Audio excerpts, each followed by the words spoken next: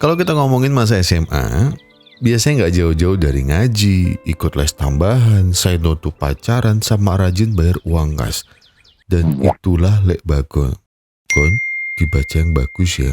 Tertanda Joseph Bagong Suherman. Ulah Lek, bohongku udah kayak napas Lek. Lempeng banget, pelan-pelan. Kalau kita ngomongin masa SMA itu pasti nggak jauh-jauh dari yang ya kisah cinta lah. Di umur saya yang udah sangat harus wajib menikah ini, biasanya kalau ngumpul sama teman-teman lama, nggak sedikit dari kita tuh ngomongin soal cinta pada zaman itulah. Saya sendiri punya beberapa teman yang cintanya kandas waktu kenalan pertama, langgeng semasa SMA tapi putus karena fokus pengen belajar. Terus sampai ada yang diludahin sama gebetan cuma karena dia tiba-tiba pegang lambang OSIS. Ini kan cerita saya. Dan saya yakin kalian juga punya lah cerita temen yang bener-bener langgeng dari SMA bahkan sebelum itu, dan bahkan mereka sampai menikah. Ada lah ya, ada. Dan saya juga punya beberapa.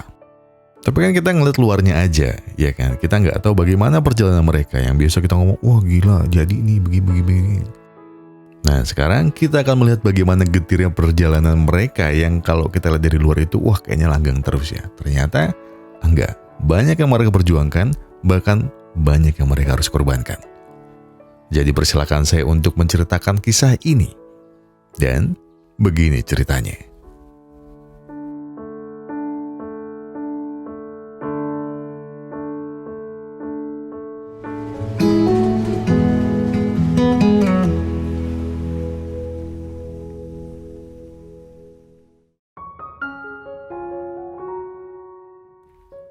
Okinawa adalah tempat di mana mimpi-mimpi bersemi di antara birunya laut dan hijaunya alam. Di pulau yang damai ini, setiap hembusan angin membawa bisikan harapan, seolah mengajak kita merangkai asa yang terpendam. Keindahan alamnya yang memukau dan kulturnya yang kaya menjadikan Okinawa bukan sekedar destinasi, melainkan sebuah kanvas imajinasi yang terasa nyata di setiap sudutnya. Namun tidak dengan Minato. Walau ia tumbuh dan besar di Okinawa, tapi sampai sekarang Minato tidak tahu apa mimpinya. Bukan karena ia tidak mau bermimpi. Namun semenjak ayahnya tak ada, Minato jadi harus menanggung hidup sang ibu yang sedang sakit keras. Dan karena itulah Minato jadi pemuda yang pemurung dan sering membolos sekolah. Beruntung masih ada musik yang bisa menghiburnya. Namun karena himpitan hidupnya terlalu terjal, musik hanyalah alat yang menopangnya saja, tidak lebih. Karena sampai hari ini, Minato hanya sekedar menjalani hidup. Bukan hidup untuk mengejar sebuah mimpi. Setiap hari adalah hari yang monoton dan biasa saja untuk Minato. Sekolah tak lagi menjadi prioritas, dan rute hariannya hanyalah rumah sakit. Namun hari itu, ibunya dikabarkan semakin kritis, hingga membuatnya harus segera menjenguk sang ibu. Namun di saat dia sedang buru-buru, tiba-tiba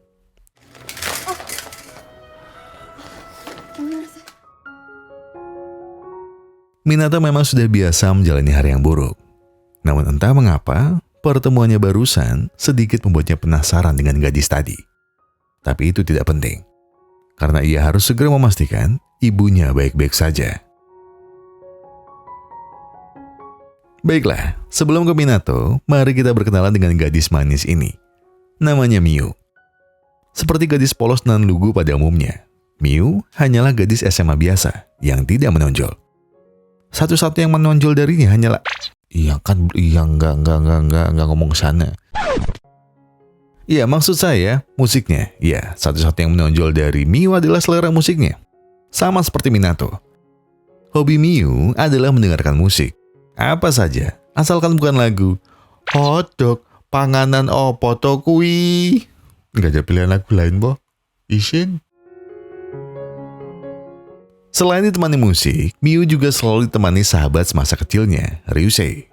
Ibarat garam dan madu, mereka berdua sangat dekat sampai sekarang. Jadi di mana ada Miu, di sana ada Ryusei. Namun karena tabrakan itulah, Miu malah mencari Minato. Karena ternyata ada barang mereka yang tertukar. Tapi sayangnya, hari itu Minato malah tidak masuk sekolah. Mau tidak mau, Miu harus menunda niatnya. Sampai siang itu, Ryusei memberitahu sebuah hal. Sesuai info dari Ryusei, Miu akhirnya bisa menemukan Minato yang sedang berduka. Iya, dari Ryusei, Miu baru tahu bahwa kemarin adalah hari terakhir Minato bersama sang ibu. Walau sempat kikuk karena respon dingin Minato, Miu akhirnya langsung memberikan sebuah kaset. Dan itulah barang yang ingin Miu kembalikan. Minato sebenarnya bingung karena tak merasa kehilangan apapun. Sampai akhirnya dia sadar kalau judul lagu kesukaan mereka ternyata sama. Dari sanalah perlahan Minato merasa bahwa Miu berbeda dari gadis lain. Iya, Minato merasa mendapat teman yang begitu menyukai musik. Karena itulah, Minato merasa bahwa Miu seperti bisa mengerti apa isi pikirannya melalui setiap lagu kesukaan mereka. Arigato.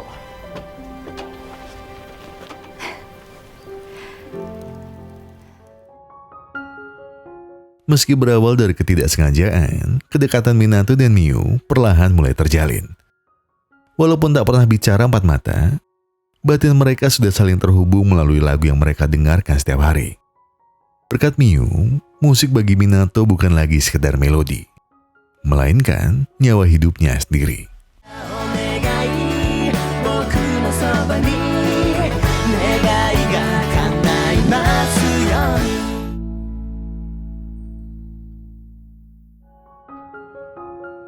Maka setelah bertukar playlist lebih dari sebulan, Minato akhirnya beranikan diri untuk mengajak Miu mengobrol lebih dekat.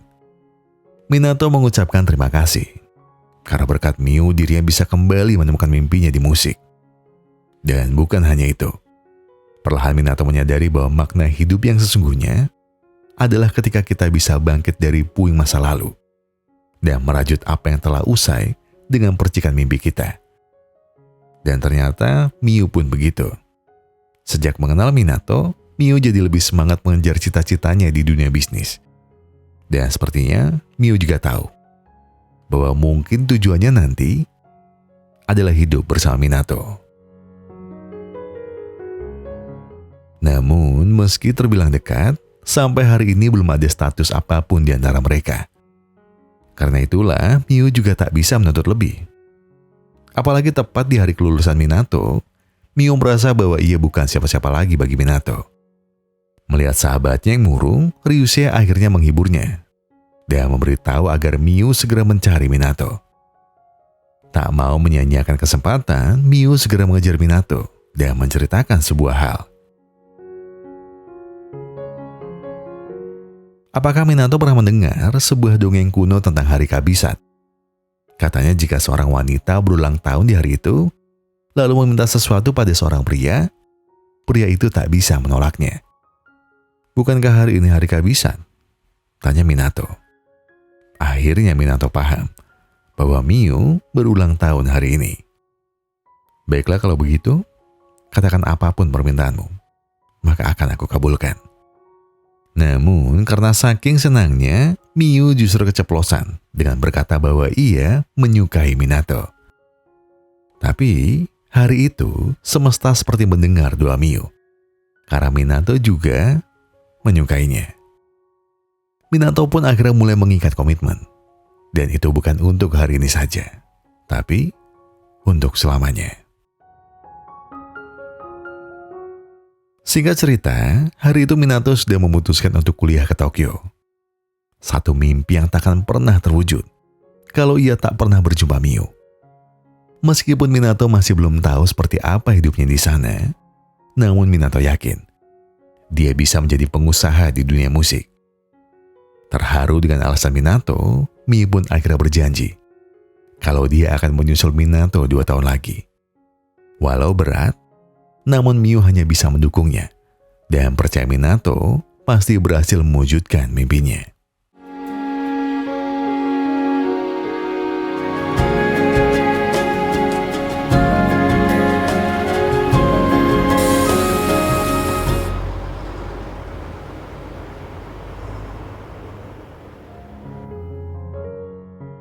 Dua tahun pun berlalu. Setelah belajar sungguh-sungguh, akhirnya hari ini Miu bisa segera menyusul Minato kuliah di Tokyo. Maka hari ini pun Miu tidak lupa berpamitan dengan orang terdekatnya, termasuk Ryusei.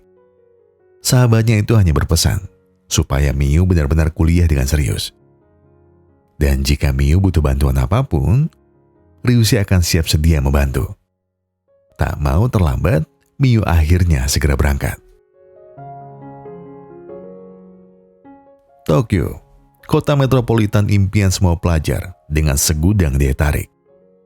Tentu di antara sekian banyak daya tariknya, Miu tahu ia ingin ada di sini karena kuliah bisnisnya. Dan juga seorang pria yang ia cintai. Iya, Miu yakin dia dan Minato bisa sukses bangun karir mereka di sini.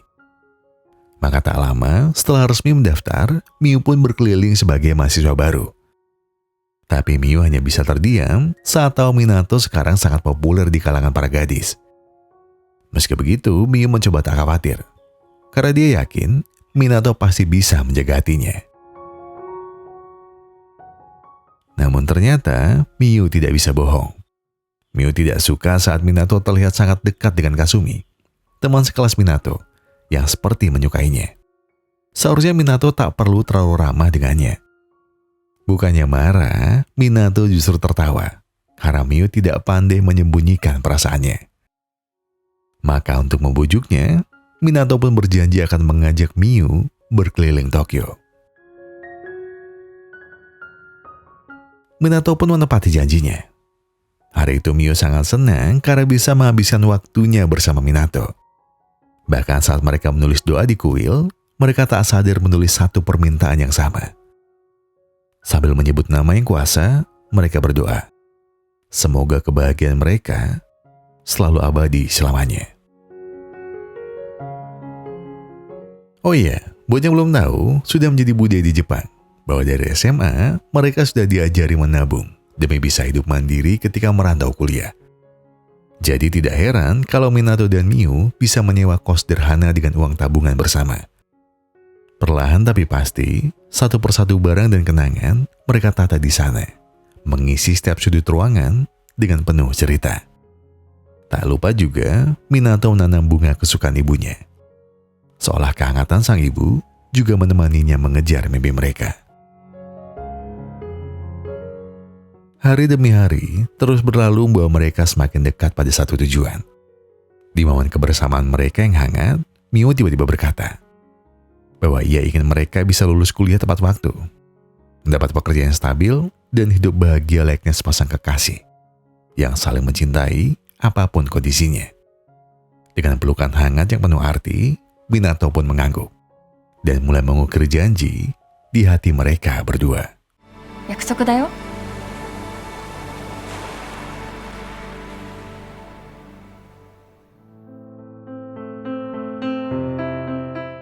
Namun, kehidupan di dunia nyata memang tidak pernah semudah kelihatannya.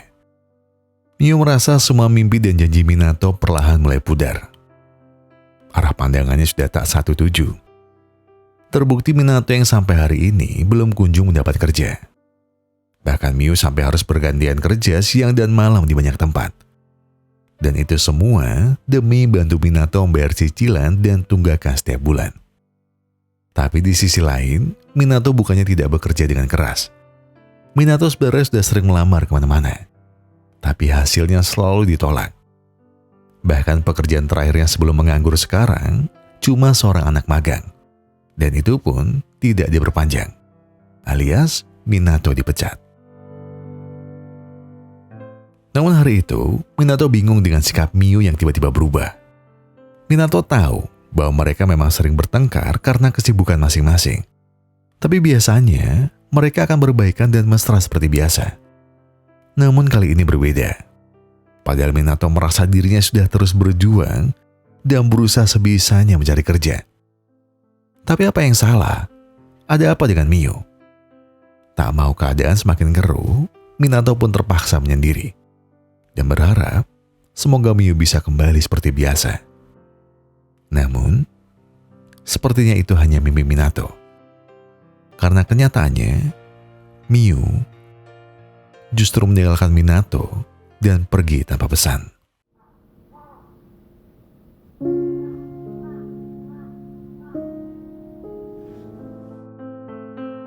Tak terasa 3 tahun pun berlalu.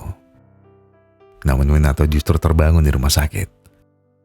Kasumi yang menjenguknya pun mengingatkan Minato kalau Minato jangan sampai kelelahan kerja seperti ini lagi. Kasumi juga mengatakan sebuah hal yang diam-diam menampar kehidupan Minato. Apakah Minato tahu bahwa ada yang salah dengannya? Belum sempat Minato menjawab, Kasumi langsung berkata bahwa Minato bekerja keras, tapi ia justru seperti orang yang kehilangan arah. Kalau seperti ini terus, apa yang Minato harapkan dari sebuah rutinitas tanpa tujuan? Dan terakhir, Minato harus ingat satu hal. Dia bekerja keras selama 3 tahun terakhir ini. Untuk apa? Atau lebih tepatnya, untuk siapa? Minato jelas tertegun dan termenung. Semua ucapan sahabatnya benar. Namun perlahan Minato justru teringat dengan semua kenangan pahitnya. Sejak ibunya tiada, Minato jelas tak punya siapa-siapa. Segala asa dan harapannya untuk hidup hanyalah omong kosong belaka. Hingga waktu itu, asa dan harapannya menjelma menjadi seorang wanita yang telah mengubah pandangannya tentang mimpi dan kehidupan. Miu dengan segala kepolosannya justru menghidupkan puing-puing mimpinya menjadi sebesar sekarang. Minato sempat ragu dengan segala kondisi jatuh bangunnya. Tetapi saat bersama Miu, keraguan itu terbalas lunas dengan senyum Miu yang selalu membekas di hatinya. Tapi Minato salah. Di saat Minato merasa takkan kehilangan apapun, Miu justru meninggalkannya. Di saat Minato hanya punya Miu sebagai pegangan hidup yang ia genggam erat-erat, justru Minato semakin akrab dengan kehilangan.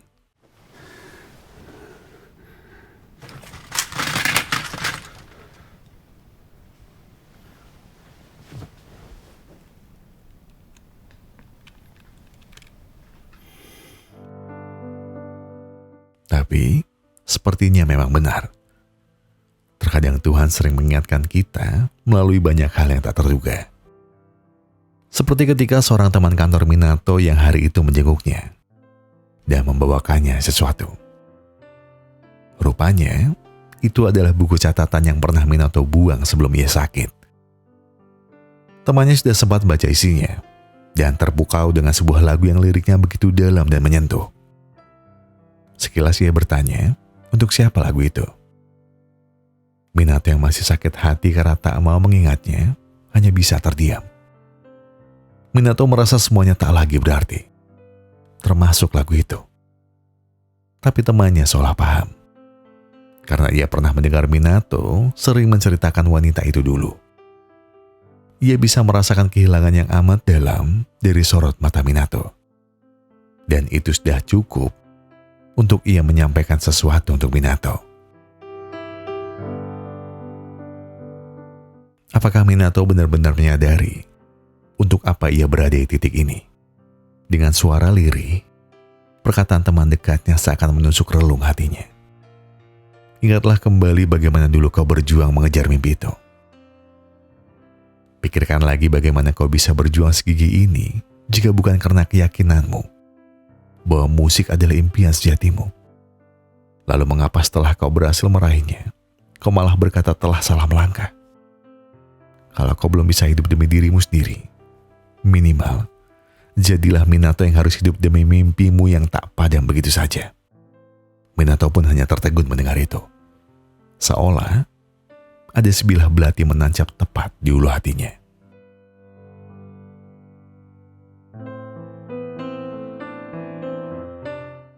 Setelah 10 tahun menyimpan rasa sakitnya dan mencoba melupakannya, hasil kerja keras Minato akhirnya berbuah manis dan berkembang luar biasa. Berkat semua usahanya yang pantang menyerah, kini Minato berhasil mengukuhkan namanya sebagai produser musik ternama santero Jepang. Walau awalnya ia harus terjerembab dalam keputusasaan dan jatuh bangun ditolak berbagai label, namun kini ia telah berhasil mendirikan label rekamannya sendiri dan justru bisa memayungi ratusan label lainnya di seluruh Jepang. Bahkan Minato berhasil mengorbitkan banyak artis baru dari seluruh Asia. termasuk Kasumi. Tidak hanya itu, berkat ketelitiannya memilih lagu-lagu potensial dan royalti musiknya yang mengalir begitu deras, Minato pun bisa menjadi saluran berkat bagi banyak artis muda yang kurang mendapatkan sorotan media.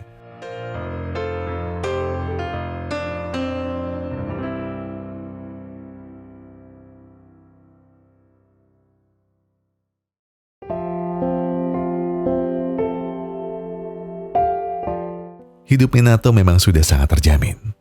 Hartanya pun begitu melimpah. Namun, jauh di dasar hatinya, sebenarnya masih ada sudut kosong yang tak terjamah. Hingga, ruang kosong itu hadir dalam wujud anak kecil bernama Himari yang tiba-tiba mencarinya. Sontak Minato tertegun sampai termangu cukup lama. Setelah berpikir keras, Minato merasa tak pernah mengenal anak itu. Hingga anak itu berkata kalau dirinya ingin menyampaikan pesan dari Miu, ibunya. Jadi, ada yang perlu Minato tahu. Sekarang, Miu telah menikah dengan Ryusei. Lalu apa? Apanya ini maksudnya?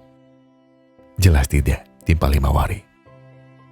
Karena Himawari masih membawa sebuah pesan yang ditaruh ibunya dalam sebuah kaset yang harus Minato dengarkan. Minato, genki desu ka? Hai Minato, apa kabarmu? Semoga baik ya. Mungkin kamu sudah tahu siapa anak kecil yang memberimu rekaman ini. Tapi izinkan aku memberitahumu yang sebenarnya. Waktu itu, aku memutuskan kembali ke Okinawa karena sebuah tawaran pekerjaan bisnis tour dan travel. Hingga tak berselang lama, tiba-tiba Ryusei datang melamarku karena aku hamil. Tapi itu yang orang-orang tahu. Namun, sebenarnya aku sudah hamil sebelum kembali ke Okinawa. Iya, Himari adalah anak kita. Mungkin kau bertanya, mengapa aku tak pernah memberitahumu? Bukan karena aku tak mau memberitahumu. Sebab masalahnya, aku juga baru tahu kehamilanku ketika aku sudah di Okinawa. Yang perlu kamu tahu, aku sebenarnya sudah menolak lamaran Ryusei. Tapi di hadapan orang tuaku, Ryusei tiba-tiba mengaku bahwa ia adalah ayah Himari. Tapi, masih ada alasan terbesar yang perlu aku sampaikan. Aku pergi dan tak kembali, sebenarnya karena tak ingin menghalangi mimpimu di Tokyo. Aku takut kamu justru akan membuang mimpimu dan harus mati-matian mencari kerja di Okinawa. Hanya demi aku dan Himari. Maafkan aku. Maaf karena aku terlalu egois dan bodoh. Tapi semua ini kulakukan justru karena aku sangat mencintaimu. Dan terakhir, aku hanya ingin berkata, jika aku tak bisa menemani meraih mimpimu, aku tak ingin menjadi ganjalan apa-apa bagi semua mimpimu. Lidah Minato terasa keluh. Mulutnya tiba-tiba tercekat. Tak ada kata-kata yang keluar selain tumpahan air mata yang terus mengiringi rasa sesak di hatinya.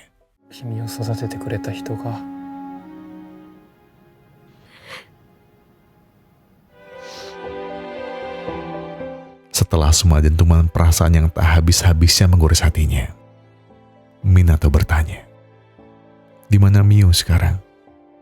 Apakah ia boleh menemuinya?" Namun Himari menggeleng. Himari berkata bahwa ibunya sudah tiada. Tanpa diketahui siapapun, ternyata Miu selama ini sudah mengidap kelainan jantung yang baru menyebar di seluruh tubuhnya dari 3 tahun yang lalu. Meski sudah berobat ke sana kemari, Miu harus mengembuskan nafas terakhirnya setelah merekam semua pengakuannya tadi. Setelah mendengar semuanya, Minato pun mengajak Himari tinggal bersamanya di Tokyo. Namun Himari meminta maaf. Meskipun ia tahu Minato adalah ayah kandungnya. Tapi Himari hanya ingin kembali ke pelukan Ryusei. Meskipun perih, namun Minato harus berlapang dada. Ia tahu bahwa Himari akan selalu bahagia bersama Ryusei. Jadi Minato berkata sesuatu. Kalau tangannya akan selalu terbuka lebar jika suatu saat nanti Himari membutuhkannya. Dan sebelum melepasnya, Minato lalu memberikan sebuah kaset rekaman lagu ciptaannya. Lagu ciptaannya yang khusus untuk Miu, yang berjudul 366 Hari. Kamu bisa menyimpannya, atau tolong letakkan ini di sebelah nisan ibumu.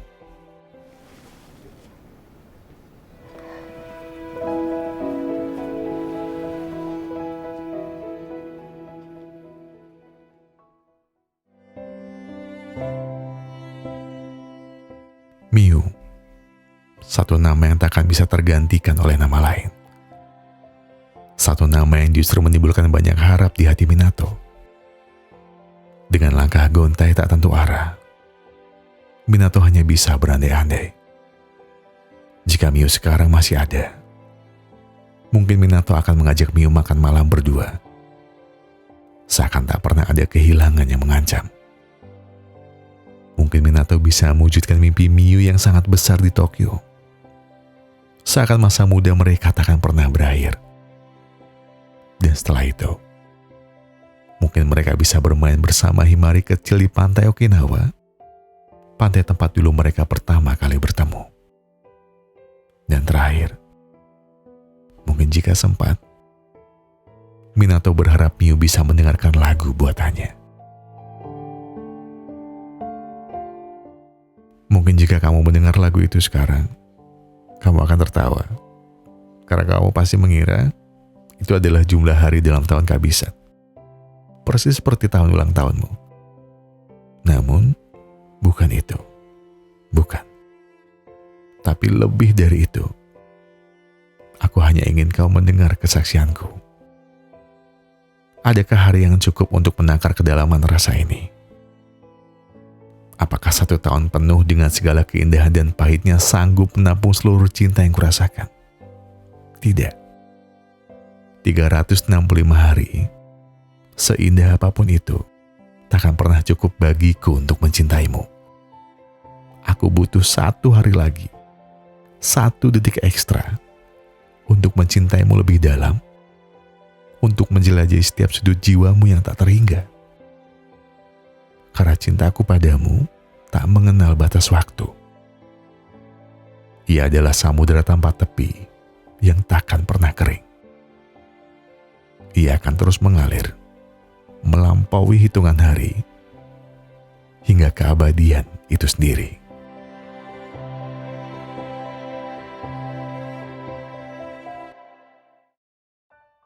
Iya, film Jepang dengan segala estetiknya kalau Lek Bagong bilang. Kenapa dibilang estetik? Ya film ini nggak mudah dicerna sama saya sama Lek Bagong karena selain budaya yang berbeda.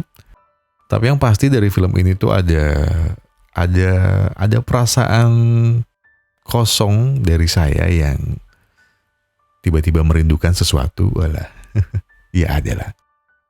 Perlahan-lahan juga saya mulai ingat dalam suka, karena rasanya sudah cukup mengingatnya dalam duka, jadi ya why not, kenapa kita nggak ingatnya dalam suka. Walaupun memang kadang ada 1-2 momen di mana saya nggak bisa melakukan hal itu, tapi anak-anak di sini ya membuat saya berpikir yang lain karena ya kekonyolan mereka, karena merepotkannya mereka, karena anehnya mereka, dan karena mereka lah di situ. Mereka yang membuat saya berpikir untuk saya harus jalan lebih cepat lagi karena mereka juga ngelihat saya. Karena mau bagaimanapun saya juga salah satu yang tua di sini. Jadi kalau saya sampai sedih ataupun semangatnya hilang, rasanya saya kasihan sama mereka.